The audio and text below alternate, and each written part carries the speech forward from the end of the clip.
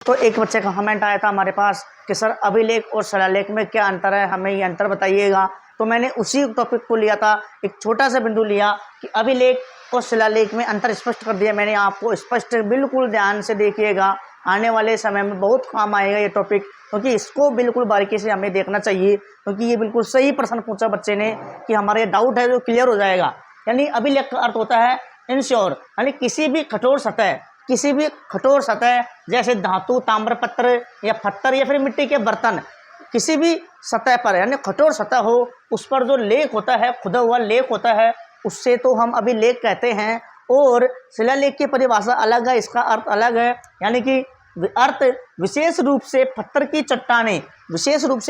चट्टानें या शिलाएं ये भी गुफाओं की दीवार होती हैं, उन पर लिखा गया लेख या उन्हें क्या कहा जाता है, उन्हें शिलालेख कहा जाता है, रॉक इंस्क्रिप्शन कहा जाता है।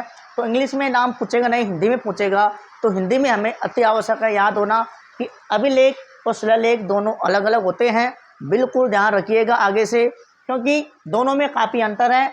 ये तो एक किसी विशेष तौर पर यानी विशेष रूप से पत्थरों पर लिखा जाता है, कठोर चीज़ पर लिखा जाता है, और ये किसी भी सतह यानी कठोर हो, लेकिन सतह कोई सी भी हो, ये नहीं पत्थर हो, लेकिन होनी चाहिए कठोर कि वो मिट नहीं सके, उन पर लिखा जाता है। तो ये दोनों का अंतर है जो अभिलेख कहलाता है।